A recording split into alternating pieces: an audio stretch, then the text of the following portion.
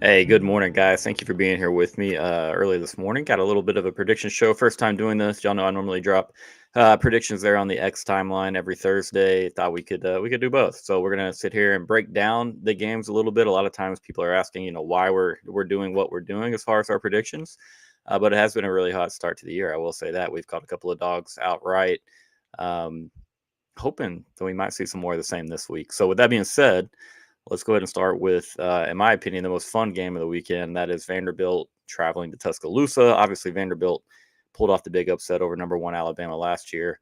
Diego Pavia still around. Eli Stowers still around. They've got talent on the offensive side of the football. They've upgraded in major ways.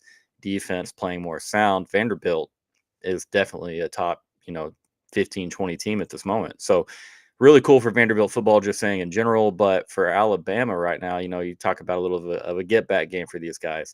Ryan Grubb back with Kalen DeBoer. That's shown. Those two last week, the creativity that they used in the matchup with Georgia, I think was really, really important in finding that win for them. And again, I don't see.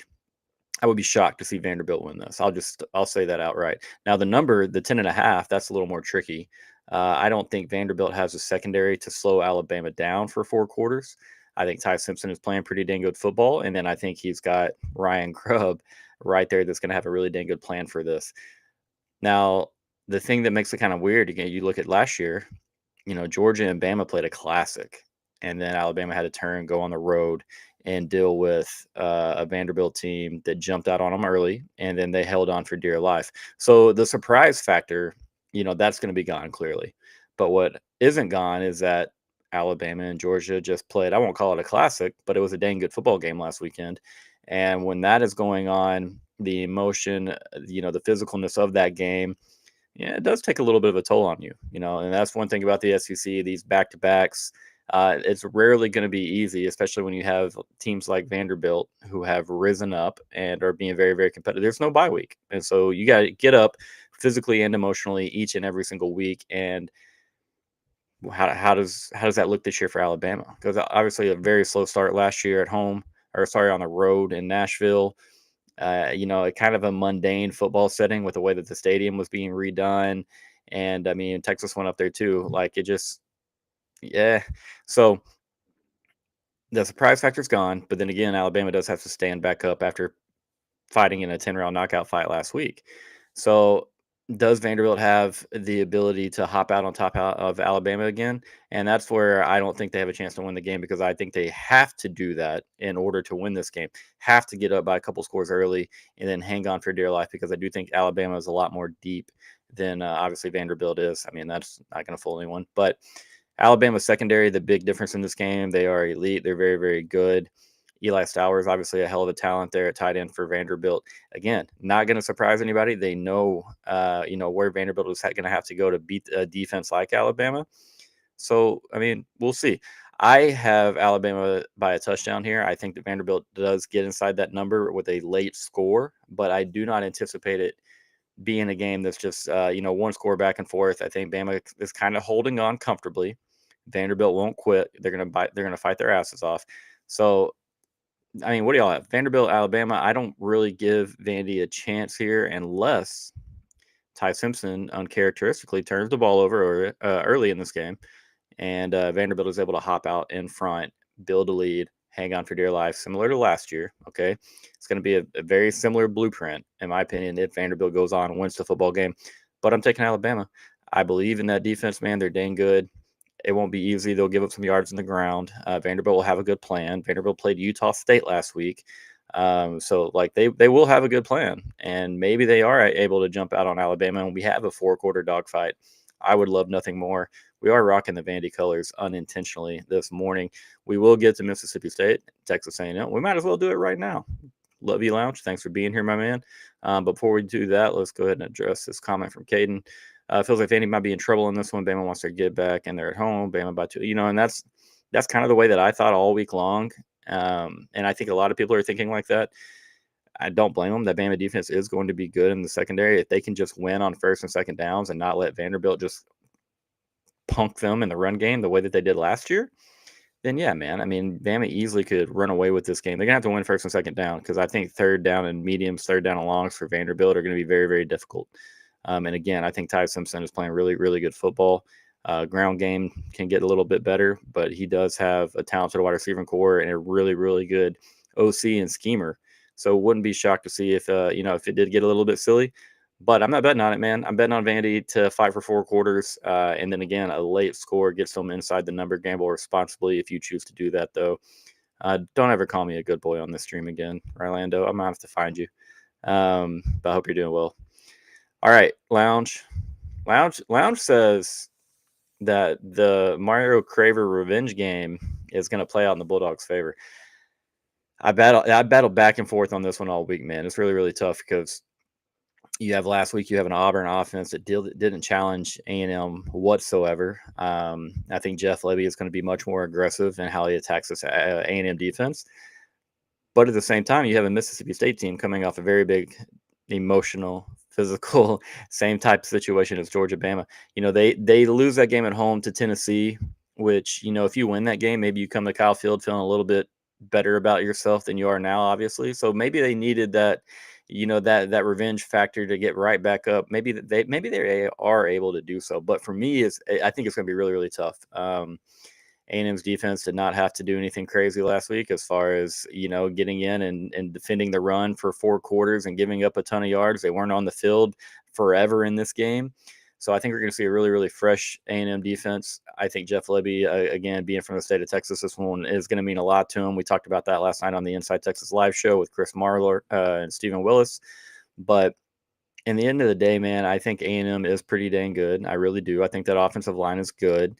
And we still have enough question marks about Mississippi State. Blount is going to hate me. He says plus 14 is a lock. Now, here's the thing, man.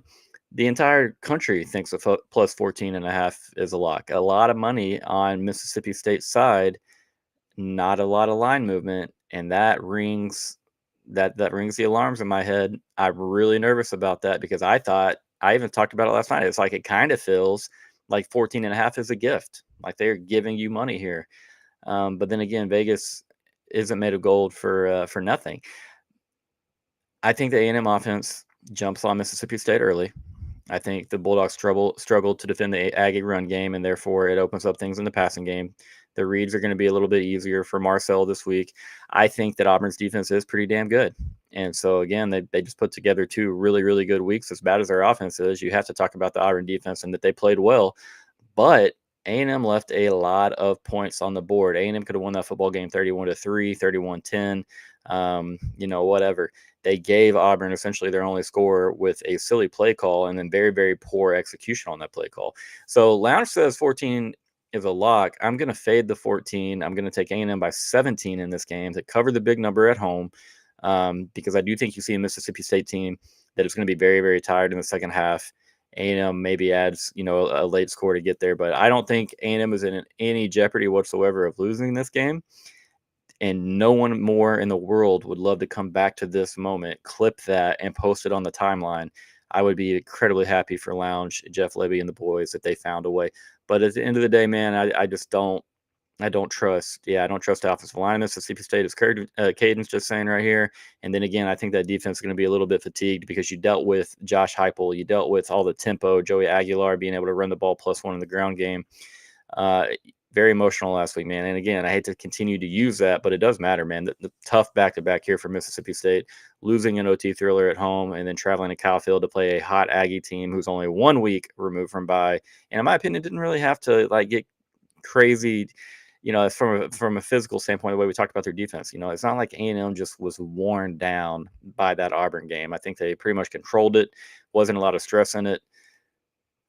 I would love to be wrong. I would love for Lounge to be right here, for Caden to be wrong, and myself wrong as well. But give me A&M covering the 17 points. I do think the total goes over the number. And yeah, I agree, man. Those injuries on the offensive line are a major concern. You have an A&M defense that did look a lot better last week. Again, it's against an Auburn offense. It's going to make a lot of teams look good. But I mean, I do like Mike Elko, and again, I've said many times I think their D line that they have now, which not many expected, would be better than what they had last year. Obviously, Torian York at backer is incredible, and then Des Ricks, Will Lee have been a pretty formidable duo at corner. Early on, and yeah, they gave up some yards and points to Notre Dame. Kind of a weird football game. A&M's defense is going to slowly get better. I hope it's not a big immediate jump. I mean, because I really do believe in Mike Elko and his ability to work with defenses, call games. And so I would love to be wrong, but last time I'm going to say it, I got the Aggies covering the 14.5. Not the most important part of this. Gamble responsibly again. Um, as far as this weekend to last week, man, there that really isn't quite the same slate. It's still a fun slate, but not quite the same. I think for me personally, it felt a little bit better last weekend because I knew that my team was not on the slate, and there were some really, really fun games, and I could sit there and watch without issue. But I'm going to talk about a low key sneaky game that I like this week. You got the 14th ranked Iowa State Cyclones traveling to face the Cincinnati Bearcats. And a really, really fun offense, man, led by Brendan Sorsby. Obviously, got over a K in the air already, and then he's doing it on the ground as too. He's their leading rusher, but by 3 yards. And so, Tawee Walker, the fun part about their offense is it's very explosive. They take shots, and they've been hitting on big shots. You got 4 receivers with double-digit grabs that are all averaging over 15 yards a reception. And so, I mean, like it's an offense that they're going to take their shots. They're going to see the 3 high defense from Matt Campbell, and he's going to try to make them go underneath and beat them with the ground. And that's where I think that they can. I think that they can beat Iowa State on the ground when you have Brendan Sorsby, when you're +1 in the ground game with your quarterback. You're playing 11 on 11 in that moment. I think with the depth of this running back room between Tawee Walker and Evan Pryor, that Cincinnati will have a lot of success. I don't think it'll be an easy one. I think Iowa State's going to have some of their own success, but I really do like the Iowa State offense. I like Cincinnati's offense. I just think I ultimately like Cincinnati's defense just a hair bit more here. They are at home. Man, they looked really, really good last week. I have Cincinnati pulling the upset over Iowa State. Now, when I say upset, they're the betting favorite by 1.5. But we'll call it an upset because, we have an unranked team at home against Iowa State, who's a top 15 team in the country. So maybe you can't call it an upset. I don't know. What do you guys think there? But I've got Cincinnati pulling a big one, maybe their biggest win since they've joined the Big 12 conference. It would be their biggest win since joining the Big 12 conference. They looked coached up really, really well. And again, I think that offense mixes the run and pass very, very well. They're able to control the ball on offense and then take enough shots and hit enough shots to steal one from the Cyclones. Should be fun. I've got it as a field goal game going either way. But I like Cincinnati a lot. I really do. I like them a lot in that spot. It should be a fun one. All right, we're going to move on and get into Texas at Florida a little bit. A lot of talk about this one. I mean, for sure, what does Texas look like on offense? What does Arch Manning with a bye week? Where is his confidence level at? Where is his mechanics at? Is his progression slowed down a little bit? His mental process, is he chilled out? I like to think so. Again, that's my team. That's who I cover for the most part. So yeah, it might be a touch bias, but I really genuinely believe that we have a really good game plan coming from Steve Sarkisian. I think we'll see a lot of early success from Texas in this game. And in my humble opinion, if Texas can find early success in this game, you start to make Florida question, hey man, we're 1-3 already. Coach is probably out the door. Like, what are we fighting for? And I'm not trying to knock the athletes of Florida. They've got some tremendous ones. They've got NFL players on that defense. But that's just the nature of the beast, man. They've shown a little less effort late in games than they have earlier in games. And yeah, people get tired, but also, man, they've had to watch that offense struggle week in and week out, not move the football, not put up points. And so that's what I need Texas to do to Florida. I need Texas to get in there, score 10 points in the first quarter, put up some early scores, and really put pressure on that Florida offense, Billy Napier and DJ Lagway, to match, because it's going to be difficult. Texas has a really damn good defense. This is probably the defense's biggest test in over a month. Obviously, they're ready to prove it, in my opinion. I think this is a huge spot for Texas. You cannot lose this football game against a Florida team that, like we said last night on the Inside Texas Live, a bye week does not necessarily have to be productive for a team. Just because you have a bye week, that doesn't mean that good things are happening in the background.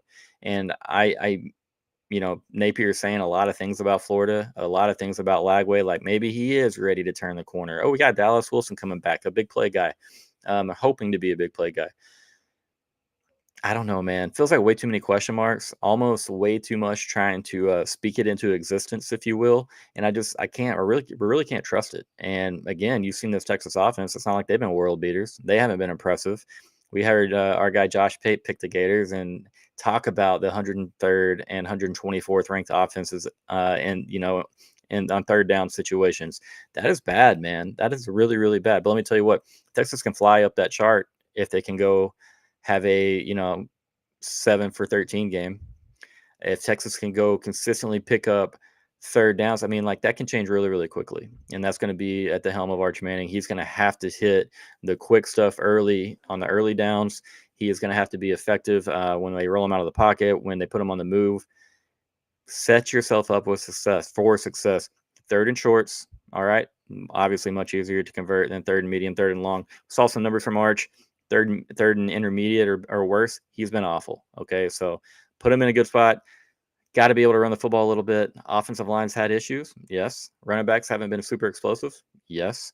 Let's see what it looks like on Saturday. I think, with Quintravion Weisner very much likely playing in that game.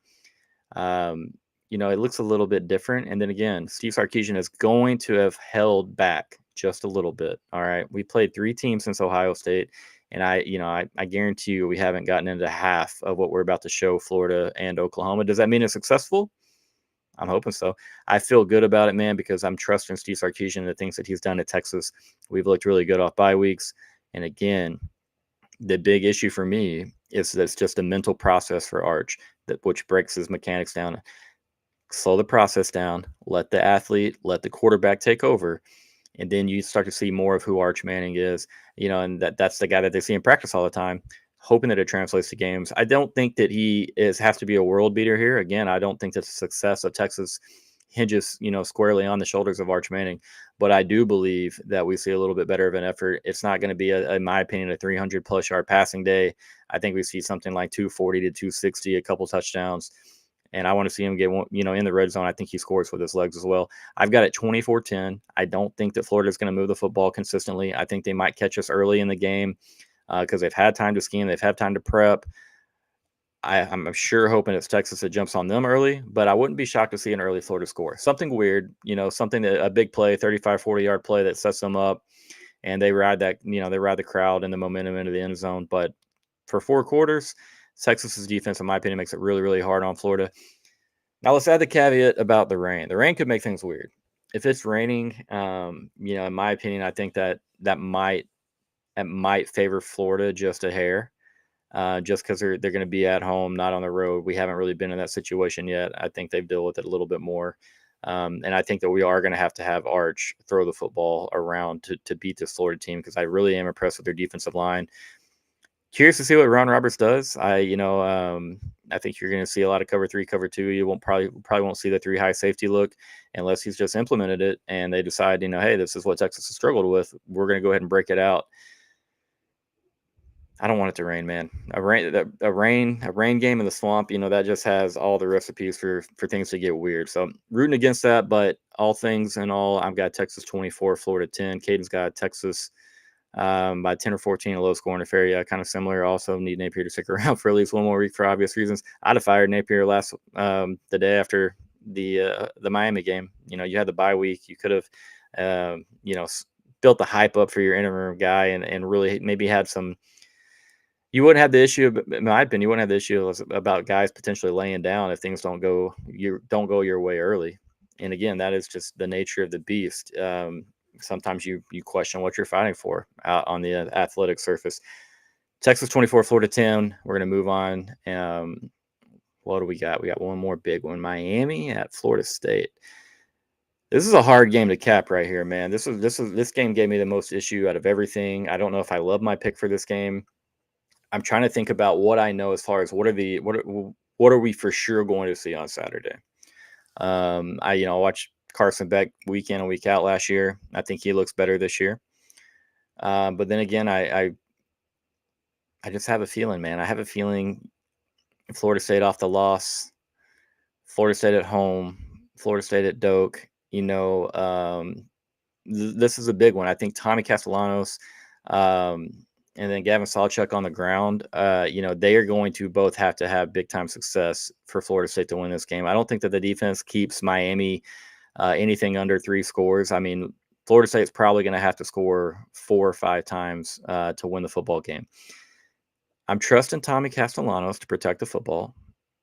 I'm trusting the Florida State defense to stand up in the red zone a couple of times. And before the season, I couldn't get over how overhyped I thought Miami was. And now they proved me wrong, and they could very well prove me wrong again on Saturday. Beck again, I think he's looked better. The offensive line is the best in the ACC. They're smacking people. I mean, respect for them going and smacking South Florida the way that they did. Obviously, Florida's Florida. I mean, I'm more impressed by the South Florida win, just the way that they handle that, because Golish's offense has been fun to watch. They play with a lot of effort on defense. Miami said, "Nah, watch this." I've got Florida State pulling an upset here. I really do. I've got 27-26. We're gonna make it tight. We're gonna make it nasty. It's gonna be a fun one. I can't believe I just said that on the air. Let's please disregard that. I think we see a wild game in Tallahassee, Florida on Saturday night. Too many people just thinking it's going to be easy for the Canes. It's not going to be easy. It's going to be a war. Even if Miami won, I don't love them in the 4.5. That number. I think that you're probably looking at maybe I'm wrong. Again, I've said field goal game either way. Cincinnati, Iowa State, kind of feel that way here too. I think Florida State fights their asses off, and again, Miami probably the better team, but Florida State at home in this spot, coming off a loss. I think you're going to see a really dang good effort from Florida State. It's going to be a war. We'll see. We'll have a lot of fun with that one, man. I'm pumped for that. There's nothing better. One of the cooler things in college football for me is, the tomahawk chant and all the Knowles going crazy on third downs there, fourth downs. Really cool scene for college football, and I'm glad Florida State's kind of back.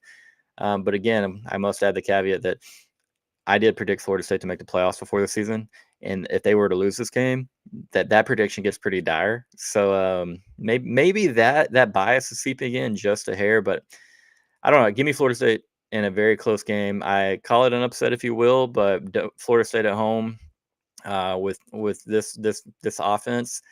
I do think that they'd be capable of beating a lot of teams. Obviously, we've seen them do it already with Alabama. So thanks for for the comments, guys. I really appreciate y'all being in there and sharing some of your opinions. Sorry, Lounge Dog, if the Aggies covering the 14.5 isn't what you wanted to hear, my man, but you enjoy Oktoberfest. I hope it's a blast. Caden, thanks for being here. Joshy, thanks for being here. Anybody else watching? I appreciate it, guys. Please like the video if you're on YouTube, man. Subscribe to the channel if you haven't done so yet. We're almost to 1,000 subscribers, getting very, very close. And if you're on Twitter, really appreciate you watching, guys. Thanks a lot. Retweet, like the video if you don't mind. And again, I'm going to drop my predictions on the timeline in text form, and we'll have a big powwow on who's right, who's wrong, and that's where I'll get most of you guys. So if you are on X, you can see you can find me at 40 Acre Vibes, the Ghost of Texas Football. But again, thanks for watching Total Coverage Sports. We'll have the whole gang on here for the remainder of the week. We'll have shows almost daily. I don't think we'll have anything on Saturday, but plenty of college football content regarding almost every conference. So check it out. Give us a shot. Thanks for being here, and have a good day.